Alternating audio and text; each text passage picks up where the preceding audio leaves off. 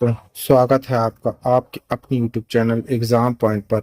मैं रोज की तरह आज फिर 31 अक्टूबर 2025 का करंट्स अफेयर लेकर आया हूँ। आज 31 अक्टूबर के जितने भी इम्पोर्टेंट क्वेश्चन बनते हैं उन्हें हम डिस्कस करेंगे, उनके इम्पोर्टेंट फैक्ट भी जानेंगे। दोस्तों, आप किसी भी एग्जाम की तैयारी कर रहे हैं तो ये वीडियो आपके लिए मोस्टफुल रहने वाला है। इस वीडियो के लास्ट में हमने आपके लिए एक क्वेश्चन रखा है जिसका आंसर आप लोग को कमेंट्स बॉक्स में देना है। आइए शुरू करते हैं, पहले नंबर का क्वेश्चन देखते हैं।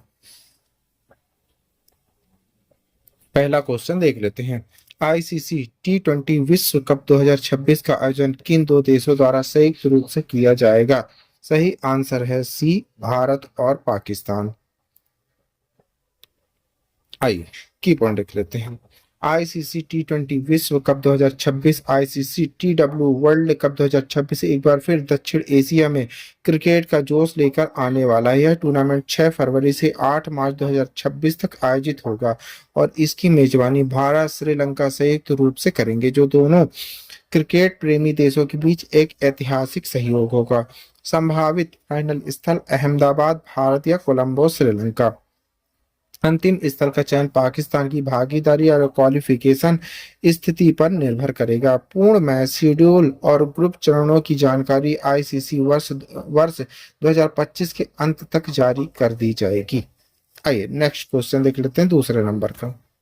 राष्ट्रपति द्रौपदी मुर्मू ने किस वायुसेना स्टेशन से राफेल विमान में उड़ान भरी है? सही आंसर है सी, अंबाला से। अच्छा, की पॉइंट देख लेते हैं। राष्ट्रपति द्रौपदी मुर्मू प्रेसिडेंट द्रौपदी मुर्मू ने 29 अक्टूबर 2025 को हरियाणा के अंबाला वायु स्टेशन से राफेल लड़ाकू विमान में लगभग 30 मिनट की उड़ान स्पोर्टिंग भर इतिहास रच दिया। इस उड़ान के साथ वे राफेल में उड़ान भरने वाली भारत की पहली राष्ट्रपति बन गए और विशेष रूप से दो अलग अलग भारतीय वायुसेना आईएएफ लड़ाकू विमानों Rafale Sukhoi 30 MKI S-30 MKI ने उड़ान भरने वाली पहली भारतीय राष्ट्रपति बन गई हैं। आइए तीसरे नंबर का क्वेश्चन देख लेते हैं।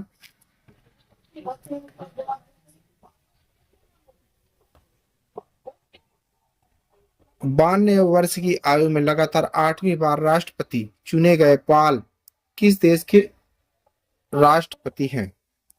सही आंसर है बी, कैमरून। की पॉइंट लिखते हैं। राजनीतिक निरंतरता का एक चौंकाने वाला उदाहरण प्रस्तुत करते हुए कैमरून के राष्ट्रपति पॉल बिया ने 92 वर्ष की आयु में फिर से चुनाव जीत लिया, जिससे वे विश्व के सबसे वृद्ध कार्यरत राष्ट्राध्यक्ष बन गए हैं। यह उनकी लगातार 8वीं जीत है। 12 अक्टूबर 2025 को हुए इस चुनाव में कम जनविश्वास, विरोध प्रदर्शन और चुनावी अनियमितताओं के आरोपों ने देश की पहले से ही तनावपूर्ण राजनीतिक स्थिति को गहरा कर दिया है। आइए आगे बढ़ते हैं, चौथे नंबर का क्वेश्चन देखते हैं।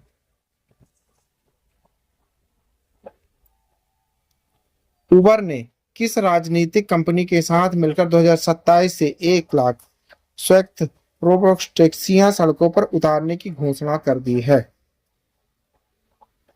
सही आंसर है बी, एनवीडिया।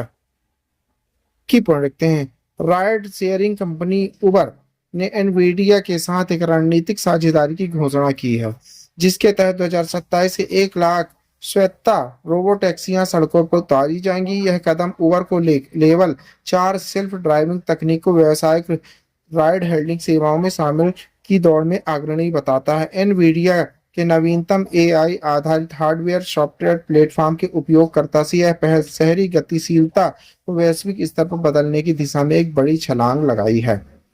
आइए आगे बढ़ते हैं, 5वें नंबर का क्वेश्चन देख लेते हैं। केंद्र सरकार ने किस क्रम का केंद्रीय वित्त आयोग गठित करने को मंजूरी दे दी गई है? सही आंसर है सी, 8वां। की पॉइंट। केंद्र सरकार ने 8वां केंद्रीय वेतन आयोग गठित करने को मंजूरी दे दी है, जिससे 49 लाख केंद्र सरकार के कर्मचारियों और 65 लाख पेंशन भोगियों को सीधा लाभ मिलेगा। यह आयोग जनवरी 2025 में घोषित हुआ था और दिसंबर 2025 में समाप्त हो रहे 7वें वेतन आयोग के बाद कार्यभार संभालेगा। इससे वेतन, भत्ते और पेंशन ढांचे में व्यापक बदलाव की उम्मीद है। आइए छठे नंबर का क्वेश्चन देखते हैं। भारतीय रिजर्व बैंक आरबीआई ने जारी ड्राफ्ट सर्कुलर में किस प्रणाली को आधुनिक बनाने पर जोर दिया है? सही आंसर है बी, अंतरराष्ट्रीय धन प्रेषण प्रणाली की पढ़ते हैं। भारतीय रिजर्व बैंक आरबीआई ने 29 अक्टूबर 2025 को जारी एक ड्राफ्ट सर्कुलर में भारत की अंतरराष्ट्रीय धन प्रेषण प्रणाली को आधुनिक और तेज बनाने के लिए एक महत्वपूर्ण बदलाव का सुझाव दिया। प्रस्ताव के अनुसार बैंकों को विदेशी मुद्रा बाजार के कामकाजी घंटों के दौरान प्राप्त धनराशि को उसी कार्य दिवस में लाभार्थी के खाते में जमा करना होगा। यदि धनराशि बाजार बंद होने के बाद प्राप्त होती है तो अगले कार्य दिवस में जमा की जाएगी। आइए आगे बढ़ते हैं, 7वें नंबर का क्वेश्चन देखते हैं। किस देश ने अमेरिका के पूर्व राष्ट्रपति डोनाल्ड ट्रंप का सम्मान किया है? सही आंसर है सी, दक्षिण कोरिया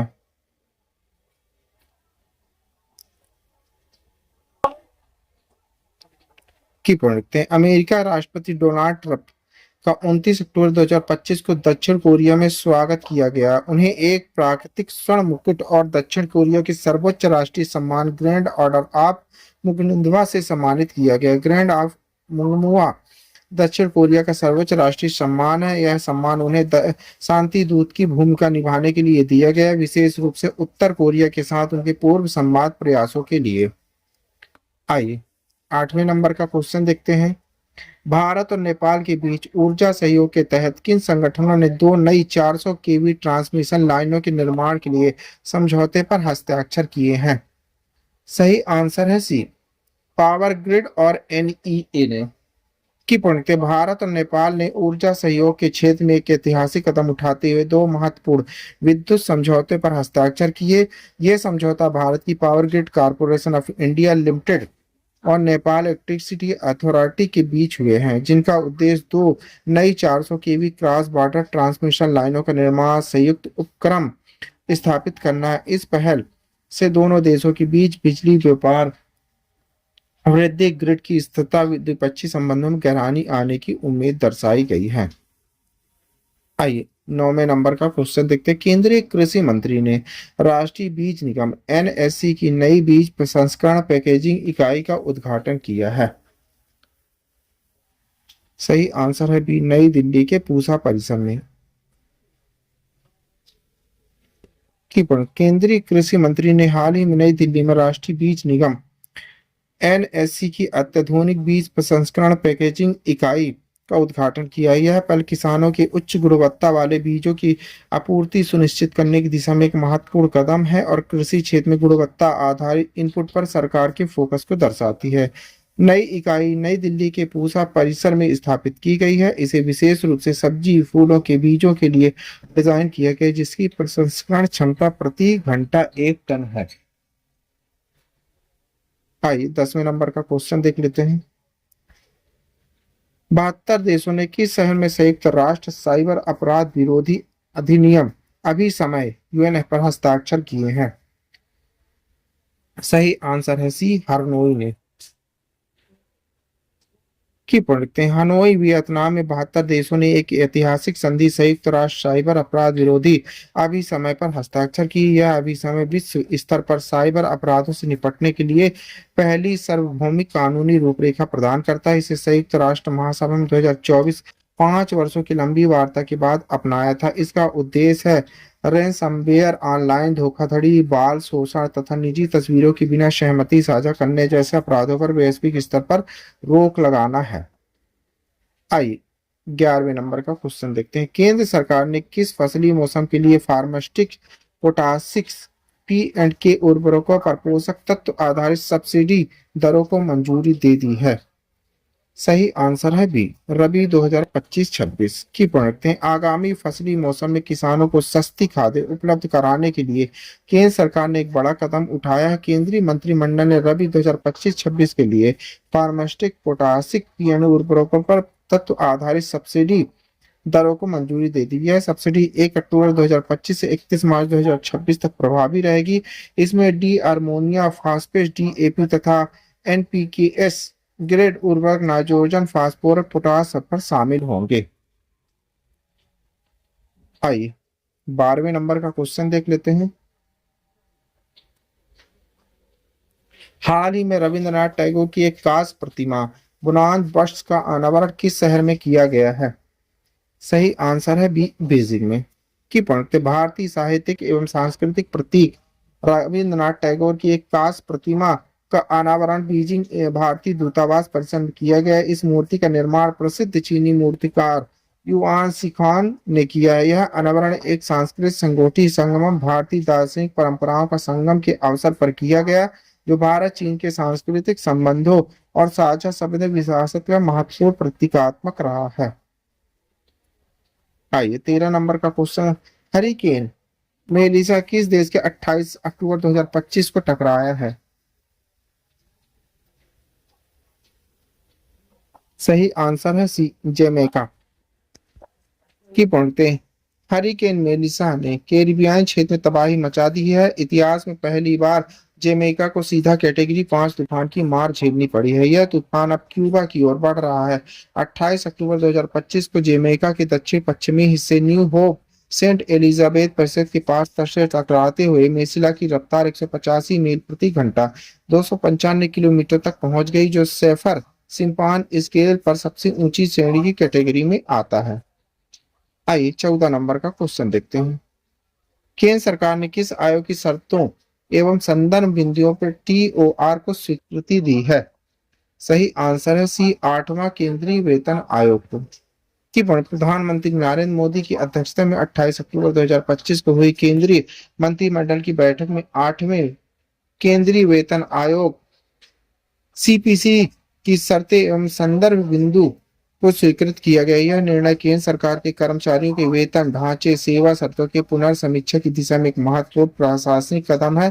8वां वेतन आयोग देश की आर्थिक परिस्थितियों और राजकोषीय स्थिरता को ध्यान में रखते हुए वर्तमान वेतन प्रणाली मूल्यांकन करेगा, आवश्यक सिफारिश प्रस्तुत करेगा। आइए लास्ट क्वेश्चन देख लेते हैं 15 नंबर। मझगांव डाक शिपयार्ड बिल्डर लिमिटेड एमडीएल ने हाल ही में किस कंपनी के साथ समुद्री रक्षा समझौते को सशक्त करने हुए पर हस्ताक्षर किए हैं? सही आंसर है B, Swan Defence and Heavy Industry Limited SDHI. की पॉइंट लिखते हैं भारत की समुद्री रक्षा क्षमता को सशक्त बनाने की दिशा में एक बड़ा कदम उठाते हुए मझगांव नाग शिपयार्ड लिमिटेड और स्वान डिफेंस हैवी इंडस्ट्रियल लिमिटेड ने एक एक्सक्लूसिव मीटिंग एग्रीमेंट पर हस्ताक्षर की। समझौते के तहत दोनों संस्थान मिलकर भारतीय नौसेना के लिए लैंडिंग प्लेटफॉर्म डाक का संयुक्त डिजाइन और निर्माण करेंगे। आइए आपके लिए क्वेश्चन है, इसी क्वेश्चन का आंसर आप लोगों को कमेंट्स बॉक्स में देना है। क्वेश्चन देखते हैं।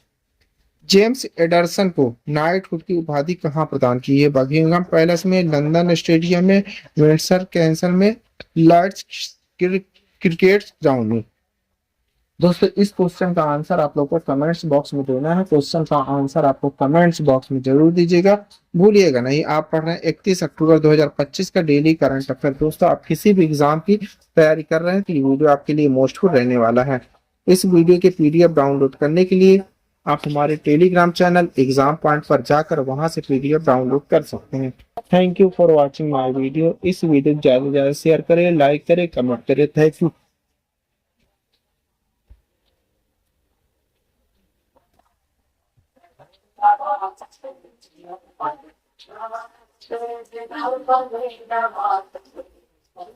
What happened?